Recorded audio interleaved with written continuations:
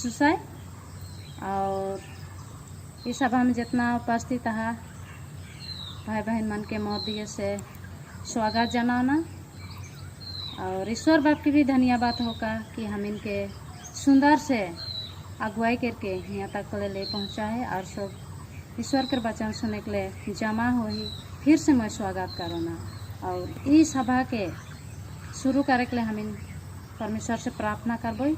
चला सिर झुकाबो, मैं प्रार्थना करी। हे पिता, तो लाख लाख धन्यवाद की तो हम इनके बीते समय से एखान तक ले संसार तहिस पिता से कर पाती तो लाख लाख धन्यवाद।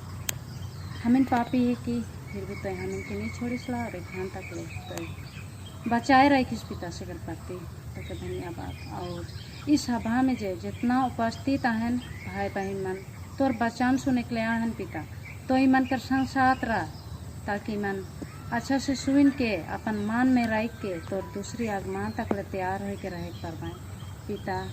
हम इनके तो अगुवाई के ले चलाओ, शैतान कर झाल से बचाओ ताकि हम इन तोर ही रास्ता में चले को ला भाई बहन बने पाओ पिता। फिर से तो के याद करीला, तोर से आशीष मांगीला कि तो हम इनके तोर दूसरे आगमान तक ले तैयार करके रख ले। अब इस समय रख के एक दूसरे भाई बहन के बताए के ले पारबो इसे तो हम इनके अगुवाई कर। हम इन पापी है कि पिता हम इनकर हर एक घड़ी हर एक क्षण पाप हो जाएला। हम इनकर पाप और गुनाह के तो लेखा नहीं ले पार तोर दया से क्षमा करबे बोल के आशा करूँ पिता। और का मांगो मांगे कर पहले तो सब कुछ जानिसला ये छोटी सी मांग हो दया कर सब में सुन और ग्रहण कर। आमीन।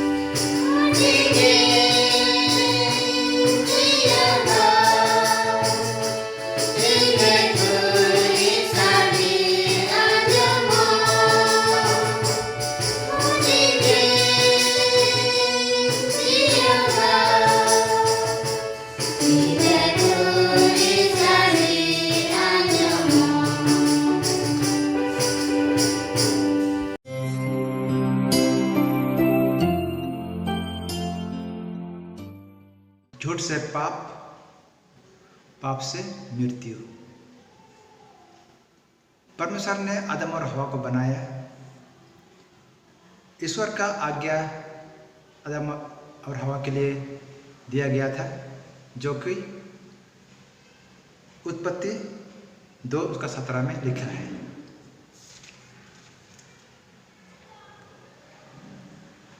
पर भले या बुरे के ज्ञान का जो वृक्ष है उसका फल तू कभी ना खाना, क्योंकि जिस दिन तू उसका फल खाएगा उसी दिन अवश्य मर जाएगा।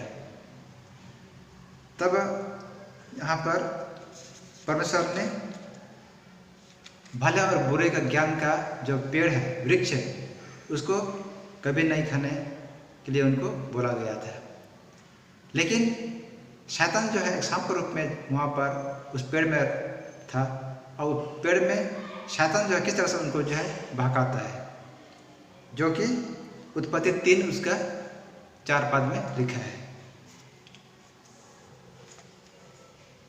तब सांप ने स्त्री से कहा, तुम निश्चय न मरोगे। क्या लिखा है?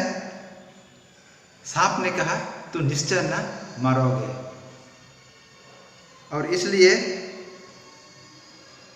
शैतान ने कहा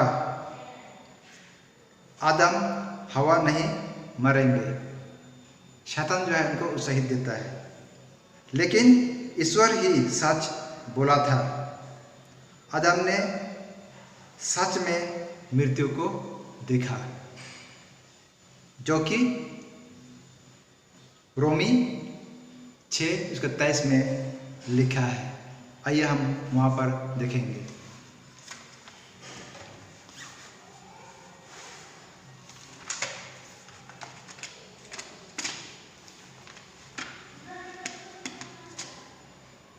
रोमी 6:23 में जब पढ़ते हैं तो यहाँ पर लिखा है, क्योंकि पाप की मजदूरी तो मृत्यु है, परंतु परमेश्वर का वरदान हमारे प्रभु मसीह यीशु में अनंत जीवन है। तो यहाँ पर हम सबको लिखावट और जिसको हम पढ़ सकते हैं, जान सकते हैं कि पाप की मजदूरी मृत्यु है। तो इसलिए ये उनका परिवार में मृत्यु, जो कि उसका आदम का बेटा, बड़ा बेटा, जो कि उसका भाई हाबिल को मारता है, उसको जो वो अपने जीवन में देख पाते हैं। तो यही है जो पाप का मजदूरी मृत्यु। लेकिन हमारे पास मौका है। कैसे? हमारे पास, आप सबके पास, सबों के पास मौका है। कैसे? यूहन्ना 3:16 को देखिए। जब हम यूहन्ना 3:16 देखेंगे तो यहाँ पर लिखा है, क्योंकि परमेश्वर ने जगत से ऐसा प्रेम रखा कि उसने अपना एकलौता पुत्र दे दिया, ताकि जो कोई उस पर विश्वास करे वह नाश ना हो परंतु अनंत जीवन पाए। तो अजीजों, इसमें ये लिखा है बाइबल में, जो कि यीशु मसीह पर विश्वास करता है वह नाश नहीं होगा परंतु अनंत जीवन उनको मिलेगा। आज आप सबके लिए यही है कि यीशु मसीह पर विश्वास करना है ताकि आप अनंत जीवन पा सकें। दूसरा आगमन में यीशु आएंगे, जो कि पहले कुरिन्थी 15 अध्याय के 51 से 55 तक जब हम देखेंगे तो वहाँ पर उसका उल्लेख हम पाते हैं। यहाँ पर जब हम देखेंगे 15 अध्याय 51 से 55 तक, यहाँ लिखा है, देखो मैं तुमसे भेद की बात कहता हूँ। पौलुस यहाँ पर इस बात को जो है उल्लेख करता है। भेद का बात क्या कहता है कि हम नहीं सोएंगे, हम नहीं सोएंगे, मतलब जितने लोग जो हैं यीशु मसीह पर विश्वास किए हैं वो नहीं सोएंगे, और परंतु सब बदल जाएंगे और ये बदल दिए जाएंगे। और कहता है और यह क्षण भर पलक मरते ही अंतिम तुरही फूंकते ही होगा। और ये जब यीशु मसीह का आने का समय में तुरही फूंकी जाएगी, अंतिम तुरही फूंकते ही जो है ये क्या होगा, ये क्या लिखा है कि हम बदल जाएंगे। क्या कहता है, हम बदल जाएंगे। यहाँ लिखा है अंतिम तुरही फूंकते ही होगा, क्योंकि तुरही फूंकी जाएगी और मुर्दे अविनाशी दशा में उठाए जाएंगे। तुरही फूंकी जाएगी और जो मरे हुए हैं वो क्या होंगे, अविनाशा में जी उठेंगे। और क्या लिखा है कि और हम बदल जाएंगे। कौन कौन बदल जाएंगे? जो कि यीशु मसीह पर विश्वास किए हैं, सच्चे पर चल रहे हैं, वो बदल जाएंगे। क्योंकि आवश्यक है कि यह नाशवान देह अविनाश को पहन ले और या मरणहार देह अमरता को पहन ले। यह जो है अमरता को पहन लेगा। जो मरने वाला यह शरीर अमरता को पहन लेगा, यानी कभी भी और नहीं मारेगा शरीर। और क्या लिखा है, और जब यह नाशवान अविनाश को पहन लेगा और यह मरणहार अमरता को पहन लेगा, तब यह वचन जो लिखा है पूरा हो जाएगा। यह जो है जो मरने वाला शरीर अमरता को पहन लेगा, कभी नहीं मरने वाला, तो वो क्या हो जाएगा, अमरता को पहन लेता है और कभी नहीं मरने वाला, नहीं मारेगा। तो ये जो है ये अमरता को पहन लेगा शरीर। और आगे लिखा है जय ने मृत्यु को निगल लिया, हे मृत्यु तेरी जय कहाँ रही, हे मृत्यु तेरा डंक कहाँ रहा।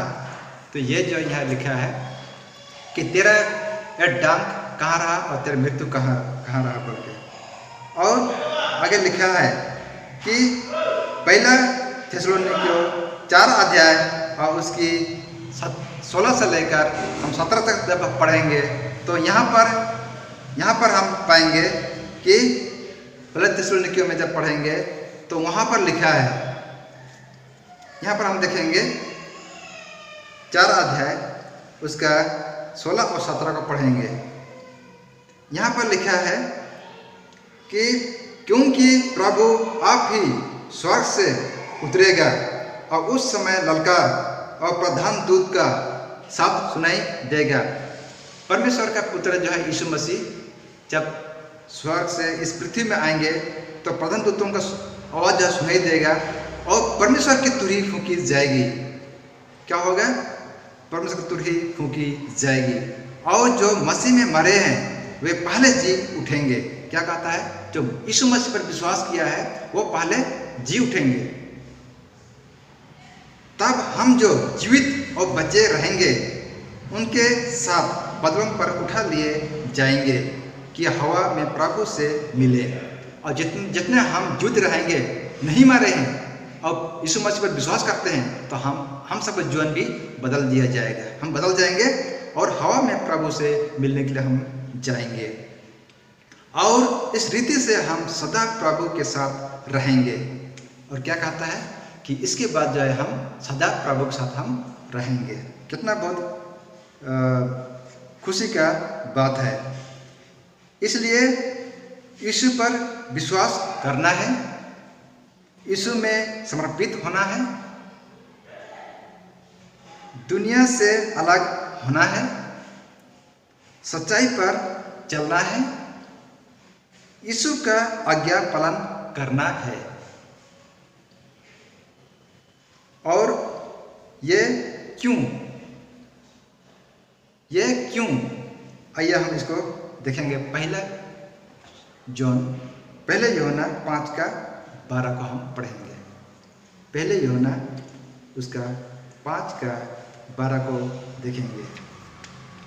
यहाँ पर हमें किस तरह से यूना जो है हमें किस तरह से हमें इसका जिक्र करता है।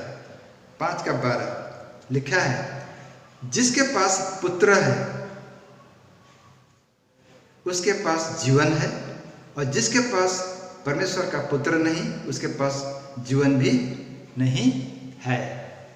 तो यहाँ क्या लिखा है अजीजों, मैं आज आप सबको निवेदन करता हूँ, आप सबको ये सूचित करता हूँ इस वचन कि लिखा है जिसके पास पुत्र है, यानी कि यीशु मसीह पर जो कि विश्वास करता है उसके पास जीवन है।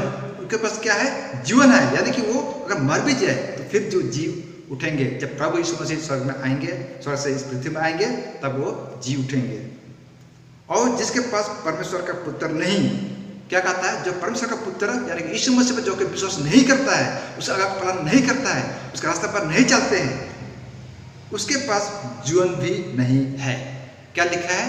कि उसके पास जीवन भी नहीं है।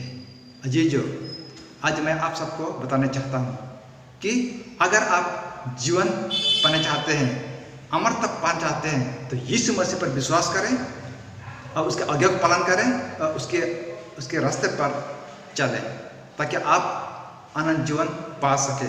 जो दूसरे अगमन में प्रभु यीशु मसीह आने वाला है, उसमें आप अनंत जीवन पा सकते हैं। परमेश्वर आप सबको और जितने भी हम सुनने वाले दर्शकगण हैं, हम सबको परमेश्वर आशीष देवे। आमीन। जय मसीह।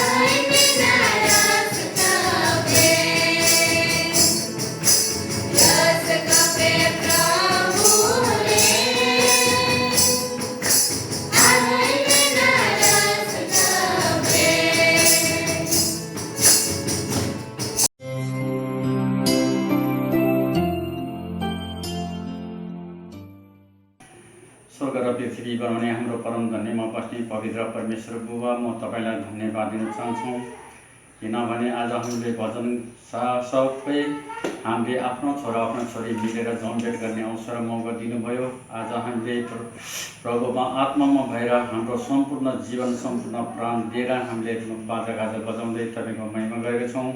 पिता, म तपाईँलाई धन्यवाद दिन चाहन्छौँ। आज हाम्रो जति पनि हिमालयनको हाम्रो मण्डलीमा हरेक कुरामा प्रभुजी तपाईँले सहायता मद्दत गरून्। पिता, तपाईँलाई धन्यवाद दिन चाहन्छौँ। जो चलिरहेको छ प्रभुजी, हरेकको जीवनमा दुःख कष्टमा हरेक बिमारी रोगमा तपाईँले छोई चङ्गा गर्नुहोस्, हरेक परीक्षा बाधादेखि विजय गर्नुहोस्। पिता, तपाईँलाई धन्यवाद छ। हामीले जानी नजानी गरेको अर्जी बिन्ती प्रार्थना तपाईँले सुन्नुहोस् र ग्रहण गर्नुहोस्। आउने समय चाहिँ आउने पृथ्वीबाट अन्धकारको शक्तिलाई प्रभु यीशुको नाममा हटाउँदै हाम्रो सम्पूर्ण मण्डलीको सम्पूर्ण योजना प्लानहरू तपाईँको हातमा राख्दै बिन्ती मागे यीशु तपाईँको पवित्र जन्ममा आमेन।